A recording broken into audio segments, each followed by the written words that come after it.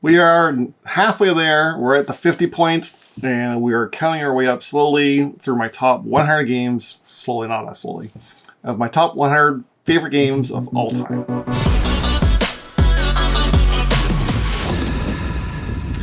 Hey, I'm Will. This is a channel where I've got a big red beard and occasionally a pretty cool shirt, and we like to play solo board games. We do reviews, playthroughs. Sometimes we have some guests over for some multiplayer stuff and discussions. And I'm finally making my way through my top 100 games of all time. I've been in this hobby for 8-9 years now. Ran a very large, successful board game meetup until it kind of slowly died with COVID. Not literally, but things kind of fell apart. But anyways, made so much friends, played so much games, still play a lot of games with friends, still do even more solo stuff than ever.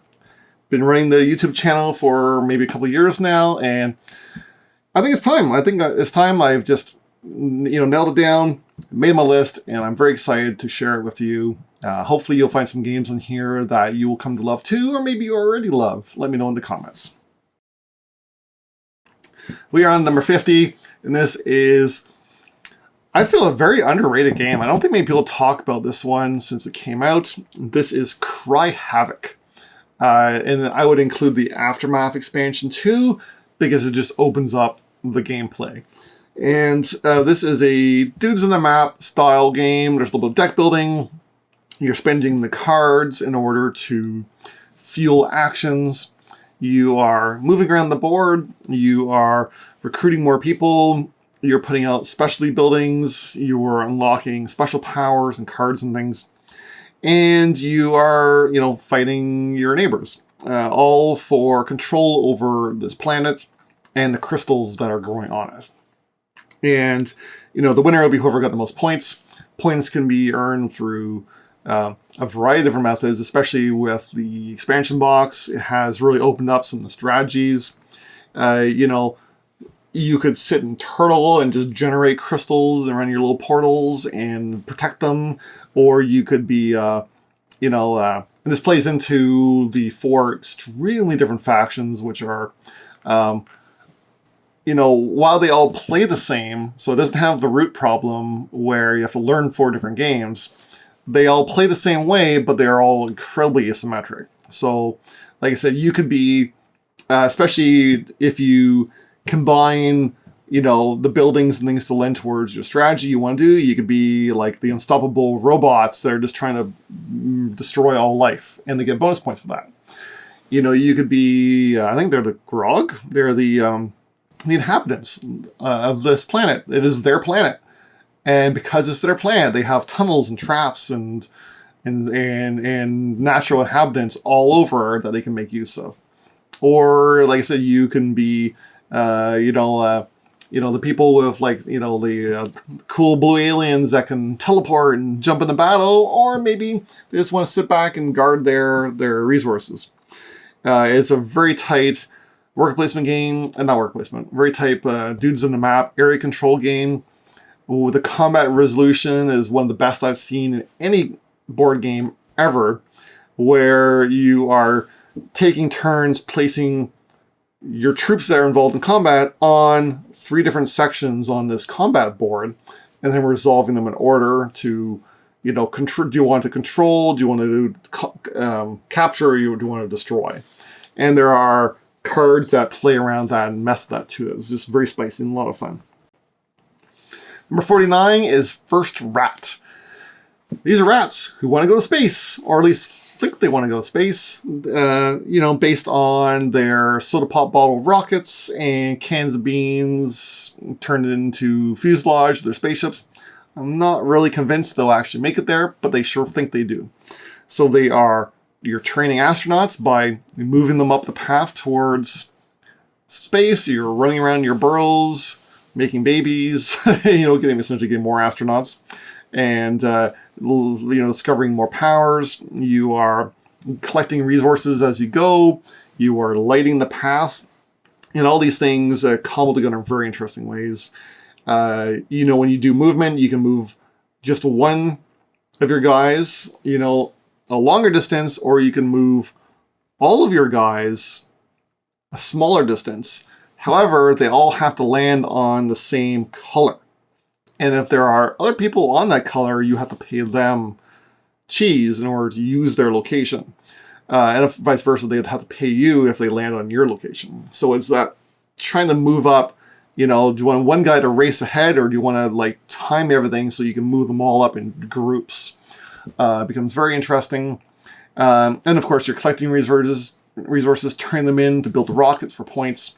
And it comes together in a fairly easy to understand, but really interesting kind of Euro-style game with a lot of cool stuff going for it and a wacky theme. Number 48 is Barenpark. This is a full Walker Harding tile-laying game. This is a absolute favorite when it comes to an introductory game to show people what kind of stuff the hobby has to offer. While there is a lot of pieces to set up, with some help around the table, it's actually very easy. You're just laying everything out in stacks of numerical order, and then the gameplay is super simple. You have your construction site. You are placing one of the tiles you own onto the construction site, and every symbol you cover earns you new tiles based on the symbol, right? So, like if you cover over like a wheelbarrow, then you get one of these tiles from this selection. Or if you cover over, an excavator, you get a new board, and like things like that.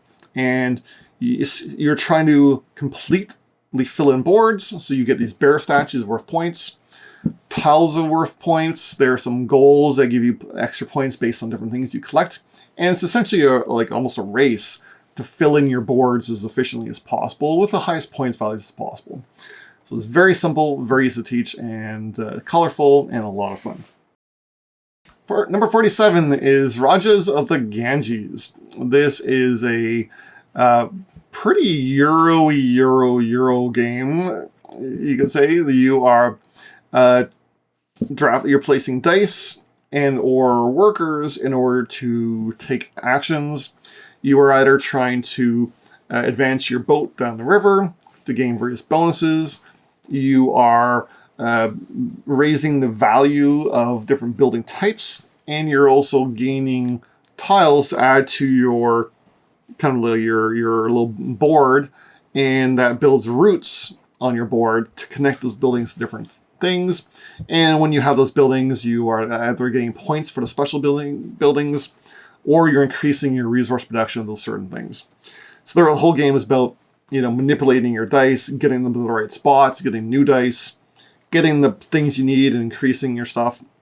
And all that feeds into this very interesting scoring mechanism that is borrowed later on by Arc Nova and probably some other games, where you have kind of two scoring tracks that wrap around the board that score for different things.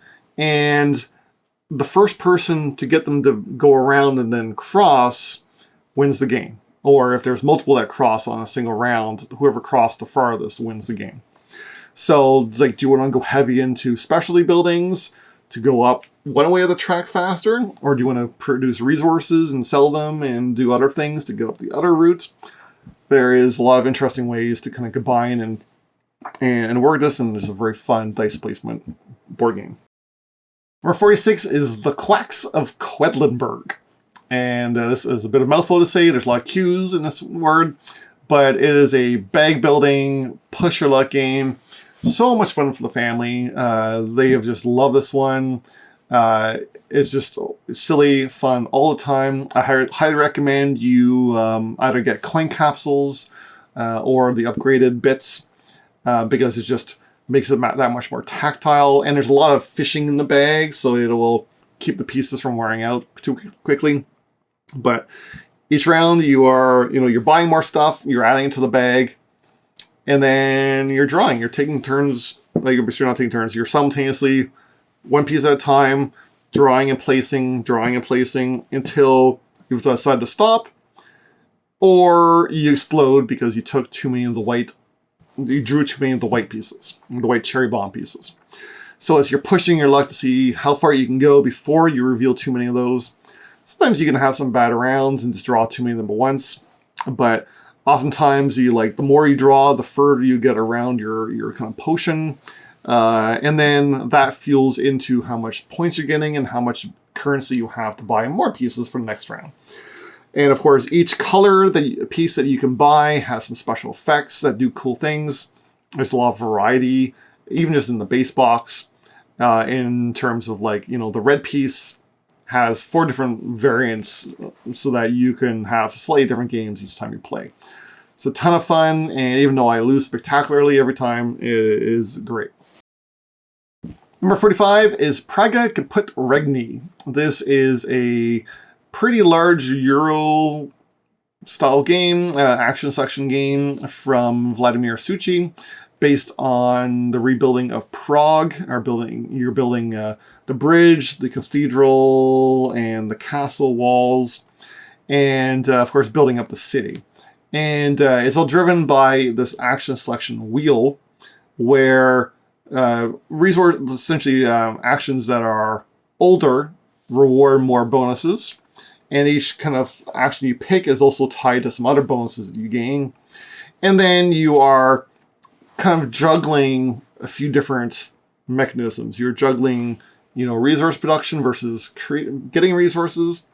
You're juggling improving your action board so that your actions are bigger and better later on, or surrounded by castle pieces. And then you're also juggling placing tiles out in the city in order for a little bit of area control and for some bonuses and things. You're moving down the path and over the bridge for some more endgame scoring and some more bonuses. And then, of course, like I said, you're going up the cathedral wall and the castle wall for points. And everything feeds into it in kind of opposite ways. Kind of like Paladins of the West Kingdom did, where, the thing that scores for red points gives you blue point multiplier, but the thing that scores for blue points gives you red point multiplier. So you kind of have to, juggle those. There's a lot of neat little puzzly parts where, if you make the right connections between pieces, it gives you a bonus that will be based on the link. It is just a very cool game. Lots of flavor, lots of, and some theme, as far as a Euro-style game goes. And there's just a lot of really neat mechanisms to play around with. And I think there's a lot of differing strategies and how you can go, what you can go for too, which makes for a very tactful game. And then, of course, there's a lot more to it than I have mentioned. That is just great. So, moving on, we have number 44, and this is Suburbia. I do have the big collector's edition, where you got to pick, some of your locations you got. I did not go for all of them. I did not need 18 player boards, but I do have a few.